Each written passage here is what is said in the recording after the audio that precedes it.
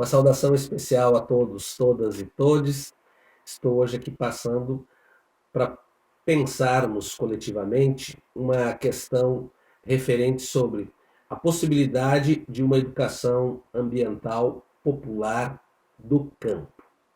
Nesta semana, por ocasião de participação no Fórum Internacional de Educação do Campo na Nicarágua, busquei algumas reflexões sobre a referida temática.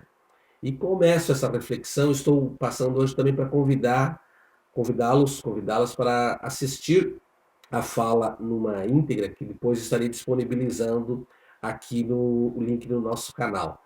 Mas, em linhas gerais, e estou aqui apresentando apenas uma síntese, partimos da questão sobre que educação nós fazemos, né, se é a educação do campo, no campo, ou educação rural, e partindo dessa compreensão e dessa diferenciação entre essas terminologias, fizemos a defesa de uma educação do campo, conforme nossos grandes especialistas, Miguel Arroio, entre tantas outras pessoas, trabalham essa temática aqui no Brasil.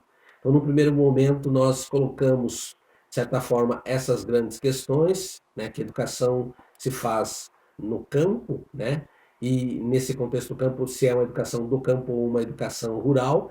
E para dar conta dessa reflexão um pouco mais aprofundada, nós dividimos a fala em quatro momentos. No primeiro momento, nós nos ativemos em trabalhar alguns aspectos históricos, desde uma educação rural. E assim fizemos lá desde o Brasil colonial, quando surge a escola, depois do avanço para a escola multisseriada, né, como isso vai acontecer no final do século XIX, no início do século XX, todo aquele movimento, e em específico na década de 30, um movimento que cresce um pouco mais, que é o movimento do ruralismo pedagógico, e até chegarmos, né, aos avanços e à implementação das políticas neoliberais no Brasil, em específico a partir da década de 90.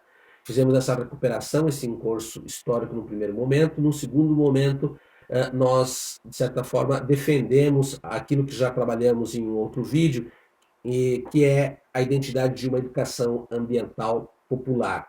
Para isso, retomamos o conceito de educação ambiental, a sua origem anglo-saxônica, demonstramos a fusão deste campo aqui na América Latina, né, e é a base conservacionista dessa educação ambiental. Depois demonstramos como, na década de 70 e 80, ela faz uma fusão com a educação popular a partir dos movimentos sociais populares. Há uma fusão entre o campo ambiental e o campo popular, e demonstramos que ela é, sim, uma vertente da macro tendência da educação ambiental crítica. E depois, num outro momento, demonstramos que no México, em 1987, ocorreu essa fusão, e aí se falou então de uma educação ambiental popular. E lá, aqui no Brasil se fala também, aqui no Brasil e na América Latina se fala de educação popular ambiental. Bem, essa contextualização foi muito fecunda para nós podermos avançar na tipificação da identidade de que é essa educação ambiental popular, que é uma educação que trabalha a partir do reconhecimento da dimensão política em todos os atos educativos. Num outro momento, nós também trabalhamos a compreensão de que a dimensão da formação para a libertação, para a humanização, é o grande objetivo dessa educação ambiental popular. E, posteriormente, trabalhamos a ideia e a concepção de que as metodologias que se desdobram são metodologias participativas, metodologias sempre voltadas para trabalhos coletivos, para pesquisação e para projetos que trabalhem esse outro horizonte. Conversamos fundamentalmente que, quando falamos de educação do campo no Brasil, a partir do ano de 1998, que surge a terminologia, então estamos falando de 22 anos, nós estamos falando de uma educação dos sujeitos do campo. Uma educação que não é criada por governos, mas é uma educação que emerge da proposição dos movimentos sociais, populares, ambientais do campo. E aí, nesse sentido, nós trabalhamos essa identidade que emerge a partir de duas compreensões do campo. Há uma lógica que predomina no campo, que é uma lógica de uma relação ser humano-natureza de expropriação, de aumento de poder, de plantio de soja, de agrotóxico, de mecanização. Essa é a lógica do agronegócio. E depois trabalhamos uma outra perspectiva que é a da emergência da educação ambiental popular do campo, da educação do campo, que é uma lógica que trabalha em defesa da vida, outras formas de organização, não ao agronegócio, não a essa perspectiva que mata, porque no Brasil em torno de 26 quilos de agrotóxico cada pessoa consome por ano.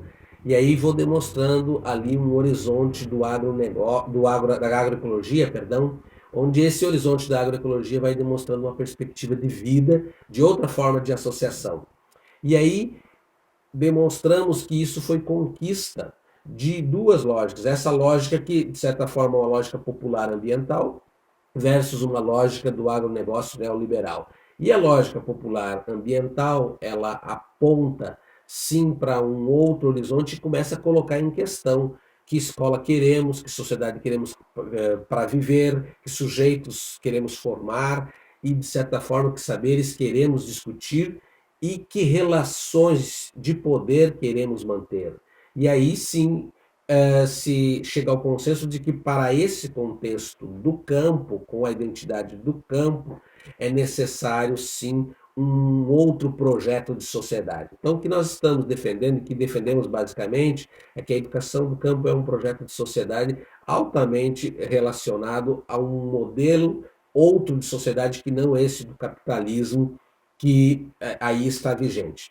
Desenvolvemos mais amplamente essas questões e, posteriormente, fomos provocados a pensar que desdobramentos se emergem ao pensar uma educação ambiental popular do campo. E aí nós pensamos, de certa forma, alguns princípios orientadores da educação do campo que pode chegar a alguns desdobramentos de uma educação, de uma pedagogia ou de pedagogias que emergem do campo. E nesse sentido nós fizemos a defesa de um princípio fundamental, né, na educação do campo, que é o princípio do trabalho. E aí defendemos uma pedagogia do trabalho como um princípio central, seria um grande tema gerador na compreensão freiriana.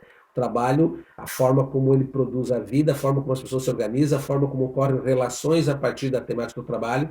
O trabalho tensiona as desigualdades, o trabalho tensiona um outro modelo e uma outra forma societária de se organizar e de sobreviver. Então, levamos esse horizonte de uma pedagogia do trabalho como princípio educativo.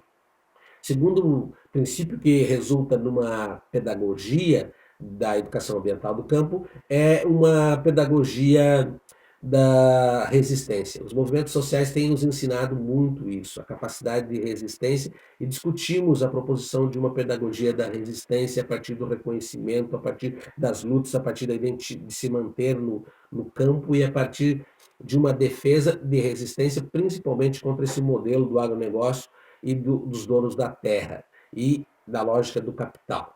Num terceiro momento, fizemos a menção e a defesa de uma pedagogia da valentia, pedagogia essa que aprendemos com os movimentos sociais, defendida por um grande pesquisador latino-americano, Javier Redes, do México, onde ele faz essa defesa de que os movimentos sociais nos ensinam a valentia. E tem que ter muita valentia e resistência para que se faça essa pedagogia da valentia, porque nós estamos no continente ou na região em que mais, entre os primeiros que mais se mata ambientalista no mundo. Né? Primeiro país é a Colômbia, terceiro é o México, aqui na nossa região, e quarto lugar é o Brasil, dados de 2020. Ambientalistas, resultados de movimentos sociais populares, integrantes de movimentos sociais populares na América Latina.